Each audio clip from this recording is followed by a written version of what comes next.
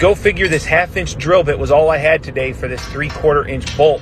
Now that's not going to work, so I got a step bit out of the toolbox. If you've never seen them, take a look. They're like little trees, and they can drill out many different sizes.